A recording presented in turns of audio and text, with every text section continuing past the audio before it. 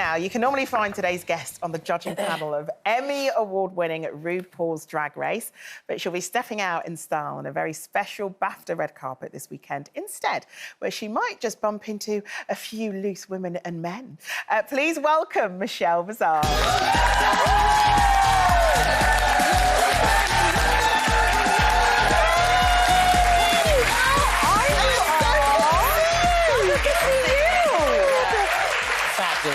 Are you looking forward to Sunday?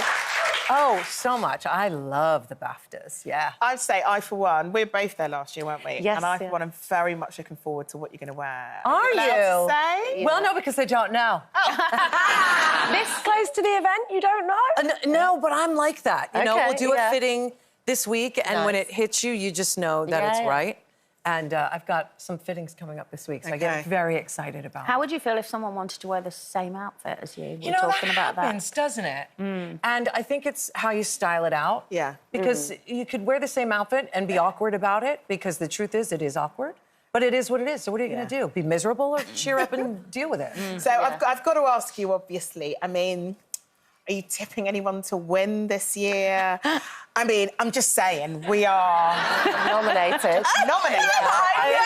I'm aware. I'm always pulling for you, ladies, always. I'm very, very excited to see what happens with Happy Valley. I'm such a huge Happy Valley fan. Love Sarah Lancashire. Oh, she is a national treasure and can do literally no wrong, Sarah Lancashire, so... Is this the first time you've worked with Tom Allen? Because you're both doing the red carpet together, aren't you? We've worked together at some charity events, but this is the first time we're doing a carpet together, and I Tom Allen. adore him. He's a scream. Your energies together, I can imagine, would be absolutely phenomenal. It's going to be a lot. Oh, it's definitely be a lot. Yeah. I couldn't believe it when we were looking into it earlier. It's 15 years of Drag Race. It just feels like it's just flown past. I know. It's an honour to be able to not only do a show with this kind of impact for our community, but it's also a blessing, as you know, to be able to be on a show that is around this long. Yeah. It doesn't happen like that, especially in the world that we're in right now with so many shows to watch on so many platforms. So it's very blessed. It's amazing. Yeah. And I imagine life has changed hugely for you in that 15 years. Indeed, but I think it's more so, yes, for me,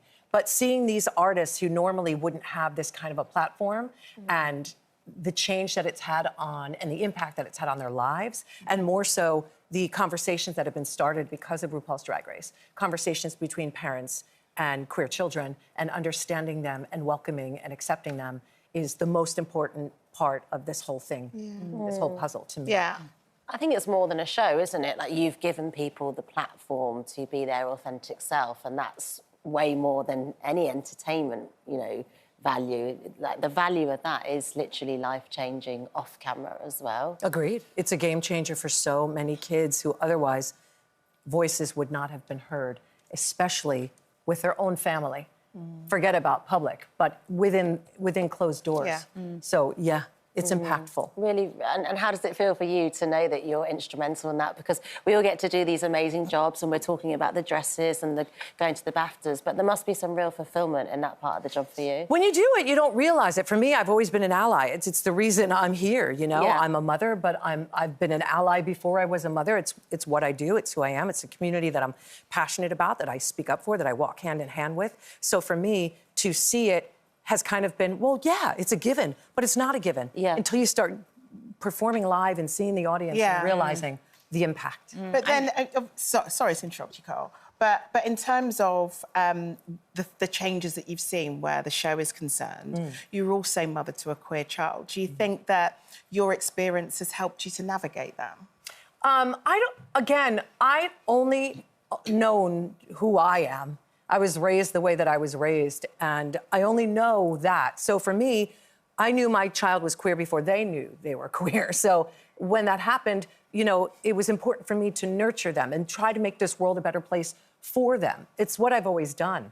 And at the end of the day, it's what I hope any parent would do for their child, queer or not. These kids don't ask to be born into this world the way that they are. They just are the way that they are. And they're going to live their lives, whether you accept it or not. So there's nothing better than to be able to welcome it with love. And love is unconditional when it comes to your children. It should be unconditional, and it is for most people I know. But, yeah, there are people out there who can't accept it, and that's a terrible shame, and you're brilliant for all of that. I'm excited that you're you're actually going to be presenting Drag Race, aren't you, in Australia? Down Under, yes. Oh, it's cool. Amazing. Yeah, That's right. It's fun. Really fun, really different. Ru has a massive #1 best-selling book and had a book tour, and it wasn't even a conversation. He just said, you're going to do this, right? And I was like, well, yes, I am. Yes, I am. Do you feel the pressure of it? You know, now, weirdly, because I feel like people are they're going to compare, and it's not fair because Ru is Ru and I am myself. Yeah. So that's going to happen no matter what. You know how this, you know how it is. And I just have to focus on what I'm there to do, which is help those kids be the best that they can be, shine, and give them the critique that they deserve, good or bad. I mean, when you first started doing the show, did you have any idea the sort of global impact that it would have? Zero. Zero. You can't know that. When you set out on a new show, whether you're acting, you're singing, you're performing, you're presenting, you hope it's going to be the next big thing. You hope it's going to last 15 series or however long. You all have been here forever as well. So it's a gift. You never know. And sometimes I've done shows where I'm like, oh, this is it. This is the award winner, and it's gone in a week. So you just don't know. I like the way you've changed a lot of language as well. You've really reclaimed and debunked the word diva because it was actually quite a derogatory word, even to straight women. You know, you're a diva, and it was almost a way to put you in your place. Don't you get too big for your boots? And you've really, I mean, you've got a tattoo. I do. It says wrong wrist. It says diva. It's there. It's one of my first. And for me, I think again, it's about reclaiming and owning. Diva is taken from an opera. She's the star of the opera. And it somehow got turned into, she's a diva, don't look her in the eye. But really, where I grew up within the gay community, it was like, yes, diva, okay, girl. It was always positive. So for me, I never saw it as negative. But do you think that's because some people maybe have abused the word and think diva 100%. is that person that's not very nice or demanding or whatever? Babe, so people... have you been called a diva? Yeah, divine individual with voluptuous assets. Yeah!